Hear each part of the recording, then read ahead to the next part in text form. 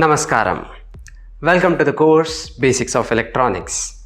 In this video, we will be looking into diodes and rectifiers in electronic industry. This video is divided into 5 different units. First one is what are diodes and what are rectifiers.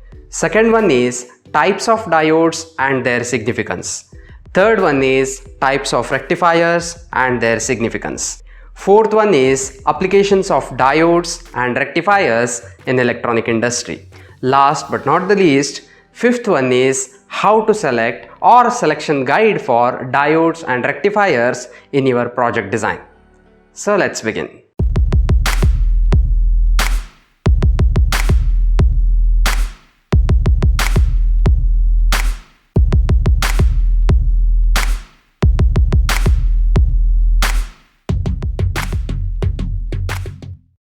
What are diodes and rectifiers?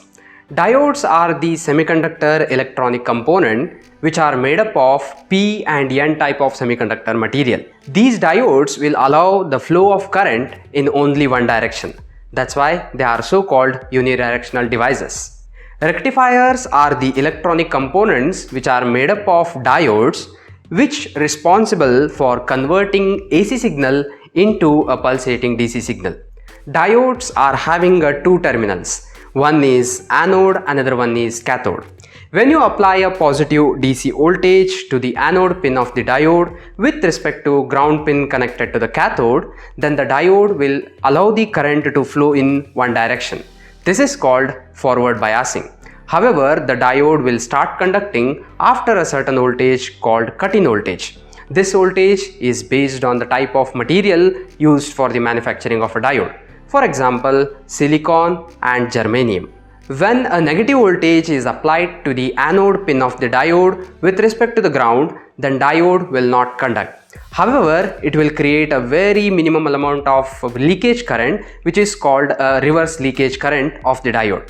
And also until certain level, it will not conduct in reverse bias.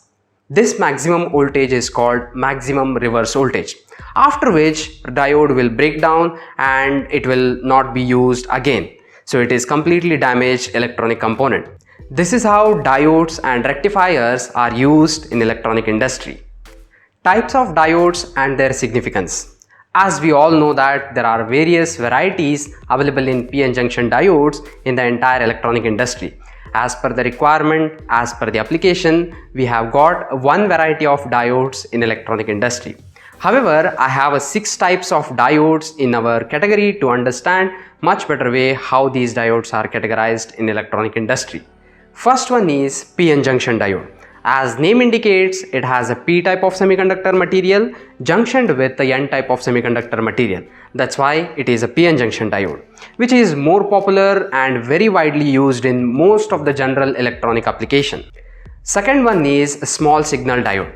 This is also a PN junction diode. The only difference is the junction width, P and N type of material sandwich, is very thin. That's why it is very suitable for very low voltage and low current application. Hence, they are not able to used in electrical equipments. However, they are widely used in small electronic gadgets like smartwatch or mobile phones. Third one is rectifier diode. These diodes are having a very high width of PN junction, because of which it will allow the maximum amount of current to flow through them. These diodes are recommended for rectifier circuit design, which is responsible for converting AC voltage into a pulsating DC voltage. Fourth one is a Schottky diode. This is a diode invented by a German physicist called William Schottky.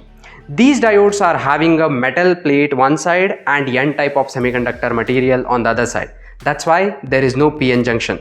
These diodes are very suitable for high-end electrical equipments with the ESD and EMS standards for the electronic industry.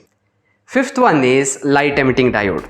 These are one of the most widely used component in the electronic industry, which are also known as LEDs. So whatever the screen we are watching or kind of electronic gadgets we are using around us, having at least one LED among them. So that's why these LEDs are nothing but a PN junction diodes with a special type of material used in manufacturing, which illuminates the light when they are forward biased. Last but not the least, sixth one is photodiode. This is exactly a reverse of light emitting diode. These diodes are having a PN junction which will allow the flow of current when there is a light present on this PN junction. That's why they are very suitable for detecting the light in the electronic industry.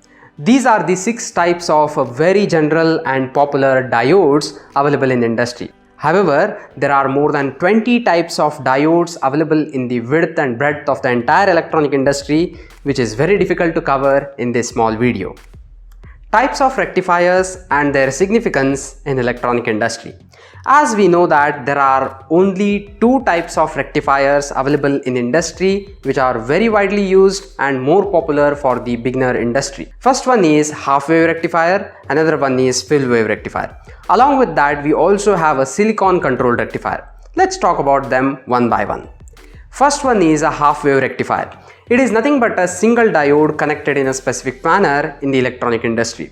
When an AC signal is applied to the anode pin, then the cathode pin will get the only positive half of the cycle.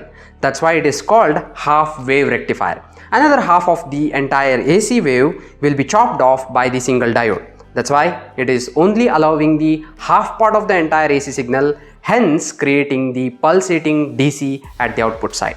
Second one is full wave rectifiers. Full wave rectifiers, as the name indicates, it will allow both the positive and the negative half cycle of the AC wave into a only positive half cycle at the output side. It will literally flip the negative half cycle into a positive half cycle at the output side. Again, there are 2 types in full wave rectifier. First one is half bridge rectifier, another one is full bridge rectifier. Half bridge rectifiers are nothing but 2 diode combination, which has a low efficiency and different types of limitations with respect to electronic industry. And full bridge rectifier, which is the second type in the full wave rectifier, which has the high efficiency with the 4 diodes connected in a bridge fashion. Now let's talk about the third one, that is silicon controlled rectifier. As name indicates, it is a controllable device by the means of current or voltage. So it is nothing but a normal diode with one more extra terminal called gate. Whenever you apply a specific voltage and current to that gate terminal, the conductance of this particular diode from anode to cathode will vary. That's why it is called silicon controlled rectifier. These silicon controlled rectifiers are widely used in driver applications and most of the power electronics where switching is required based on the gate terminal. Applications of diodes and rectifiers in electronic industry. As we all know that every electronic device operates on the DC voltage. That's why to convert AC voltage available in the socket, we need to use a rectifier and the power supply circuit which converts that AC voltage into a pure DC voltage, which is helpful for operating with the DC equipments around us. So that's why diodes are everywhere around us. Other than rectification, diodes are also used in protection circuit because when they allow only current to flow in one direction, it is very great to use them in case of a protection. When you are connecting a positive voltage and negative voltage pin to the circuit, by chance if you connect a reverse way, then the entire circuit will blow up because of reverse bias and reverse connection. To avoid such kind of a condition, we can use a small diode at the beginning of the entry of that particular voltage, which will avoid the reverse bias condition and protect the circuit as a very good electronic component. Diodes are also used in SMPS, which is nothing but switched mode power supply. Whenever you are having a switched mode power supply, there must be a switching device. And diode is the best switching device when you are designing a discrete power supply with respect to the components. That's why diodes are very widely used in normal linear voltage regulator based power supply as well as in SMPS design. As I already mentioned, with respect to rectification process in the power supply of the electronic component or the devices, diodes are widely used. Not only to that, even for the multiplexing and controlling of AC and DC signal, diodes are very useful. Say for example, if you have one GPIO with respect to any microcontroller and you would like to control that particular GPIO for 2 particular component, then you can literally use a diode to multiplex that particular single GPIO for the 2 peripherals at the same time. This is how the diodes are widely used in GPIO extension circuits. All in all, diode and rectifiers are widely used in electronic industry no matter what level of application or what type of application in the entire digital electronic circuits. Selection guide for diodes and rectifiers in your prototype or project work. We need to consider a lot of factors and various types of terminologies with respect to the project development activity to understand what type of a diode to be selected in case of rectification or maybe a protection. However, here are 6 important factors to consider as a bare minimum. First one is maximum current rating. Say for example, if you are selecting a diode for rectification purpose, then whatever the power supply you are designing, if it is a 1 ampere current rated power supply, then your diode must be capable of at least more than 1 ampere or at least 1 ampere. Otherwise, it will get burnt itself when the full load is connected at the output side. That's why diode maximum current is very important when you are selecting a diode for your application. Second one is diode dropout voltage. This is the voltage which will consumed by the diode to start conducting, which is also known as a cut-in voltage. So if you are designing a very microelectronic circuit which has a very little voltage crunch, then selecting a silicon diode is not going to be a good option because it consumes or it cut down 0.65 volt in the transition. That's why germanium diodes are preferred in such application, which will consume or cut down only 0.25 or maybe 0.3 volt while it start conducting. Third one is form factor and package. In case of a very constrained form factor based PCB designing or maybe a product development, the form factor and the package matters a lot.